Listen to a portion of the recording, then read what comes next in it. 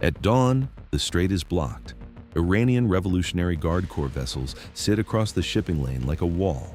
Behind them, 43 commercial ships, stopped, going nowhere. At Al Dhafra Air Base in the UAE, the response is already airborne. F-35A Lightning IIs launching in pairs every 90 seconds without stopping. They do not announce their departure, they simply disappear into the sky. Inside Iranian Air Defense Command, the radar operators are watching their screens. The screens show commercial traffic, weather returns, the normal picture.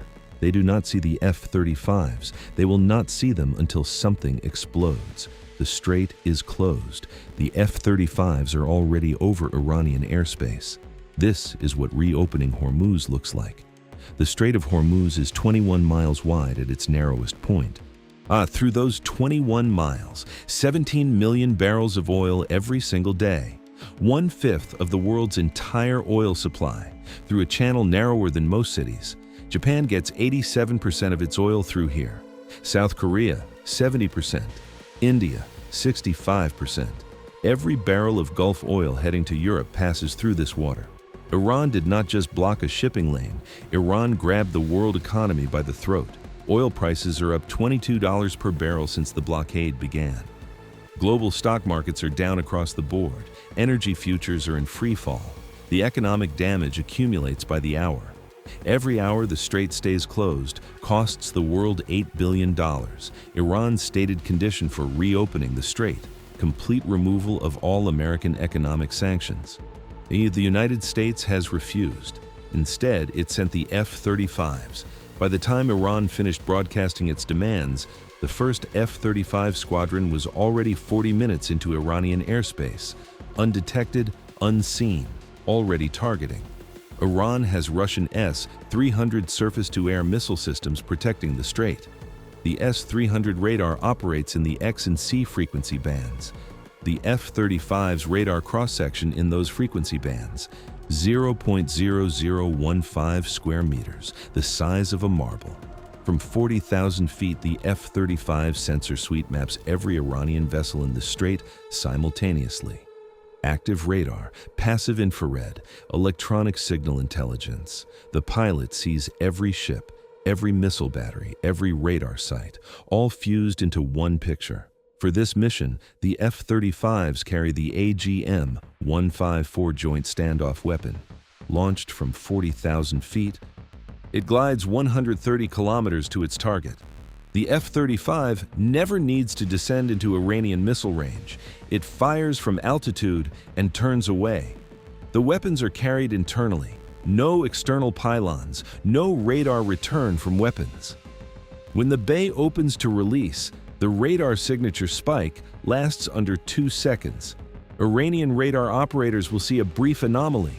By the time they process it, the weapons are already falling.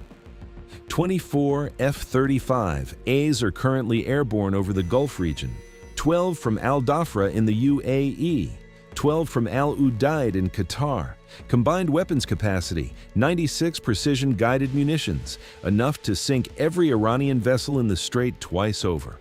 Iran has 3 S-300 surface-to-air missile batteries positioned along the northern Hormuz coastline. Each battery can engage 6 targets simultaneously at ranges up to 200 kilometers. They are the primary threat to the F-35 formation, if they can find it. Behind the S-300ES, the Bavar 373, Iran's domestically produced long-range air defense system, unveiled in 2019, operational since 2020, designed specifically to counter stealth aircraft. It uses low-frequency VHF radar, a frequency band where the F-35 stealth is less effective. Below the missile systems, Iranian coastal artillery batteries and armed speedboat squadrons. Against a stealth aircraft at 40,000 feet, they are useless. But the F-35s are not the only American assets in this operation.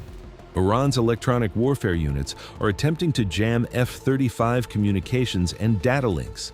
The F-35 uses frequency-hopping encrypted communications that shift 1,000 times per second. Iran is jamming. The F-35 is not listening. To ensure complete electronic dominance, 6 EA-18G Growlers have joined the F-35 formation. The Growlers flood every Iranian radar frequency with noise. The Bavar 373's VHF radar, the one threat that could theoretically track the F-35, goes blind. Phase 1 of the operation: suppress every Iranian air defense system within 300 kilometers of the strait. The F-35s do not need to get close. They identify the S-300 radar sites from 120 kilometers. The targeting data is precise. The weapons are already selected.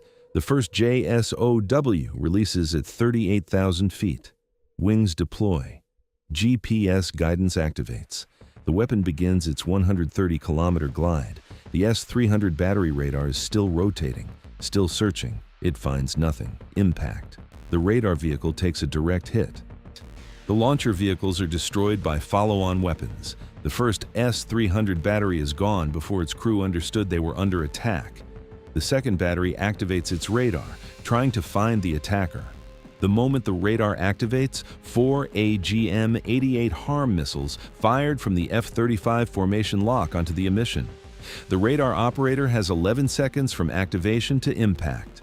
The third battery commander orders his radar off. Without radar, the system cannot engage. The most sophisticated air defense system Iran owns is sitting in the desert, silent, useless, and afraid. With the air defenses suppressed, the formation repositions. The F-35s descend to 25,000 feet and turn toward the strait. Below them, 16 Iranian vessels, all of them in the targeting system, all of them assigned. The Iranian Shahed-class frigate at the northern entrance is target priority 1. It is the largest vessel. It carries the most weapons. It controls the other vessels in the formation. 2 JSOWs are assigned to it, each one carrying a 450-kilogram warhead. At 0714 local time, all 24 F-35s release simultaneously. 96 weapons in the air at once.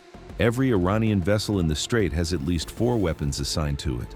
The first impacts hit the frigate, then the fast attack craft, then the mine-laying vessels, then the patrol boats, 16 ships, 96 weapons. The entire blocking force is being destroyed simultaneously. Within 4 minutes of the first impact, the blocking formation no longer exists as a coherent force. Burning vessels drift. Some are sinking, others are dead in the water. The shipping lane is open. 11 minutes after the first F-35 strike, Iran launches 8 ballistic missiles from mobile launchers in the mountains north of Bandar Abbas. Targeted at Al Dhafra Air Base, the base the F-35s flew from. Al Dhafra's Patriot batteries engage immediately. 6 of the 8 missiles are intercepted above the atmosphere. 2 get through. They impact the base perimeter. Aircraft shelters are undamaged. Behind the ballistic missiles, a swarm of 40 Shahed 136 kamikaze drones, cheap, slow, designed to overwhelm defenses through numbers. They are targeting the carrier strike group in the Gulf. The carrier's failing CIWS systems engage at 3 kilometers, 20-millimeter rounds at 4,500 rounds per minute, 31 drones destroyed before they reach the ship. 9 more shot down by escort destroyer point defenses. The F-35s that struck the strait are already back at Al Dhafra. 40-minute turnaround, rearmed, refueled, back in the air. Combat air patrol over the Gulf has not stopped for a single minute. At 0741 local time, 27 minutes after the first F-35 weapons release, the MV Pacific Emerald, a 280,000-ton crude carrier, begins moving through the strait. The captain has been waiting 11 hours. He does not stop to check. He simply moves. The second F-35 wave is already airborne. New targets: Iranian naval bases at Bandar Abbas and Jask, shore-based anti-ship missile batteries, fuel storage for the IRGC naval fleet. The operation to open the strait took 27 minutes. The operation to ensure it stays open takes longer.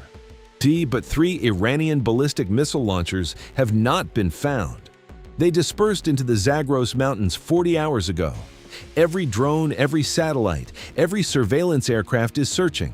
The launchers are moving. Every 4 hours, new position, new concealment. In the cockpit of the lead F-35, the pilot's display shows 42 active Iranian military tracks. 39 are assigned and targeted. 3 are the mobile launchers. Their icons on his display are marked unknown position.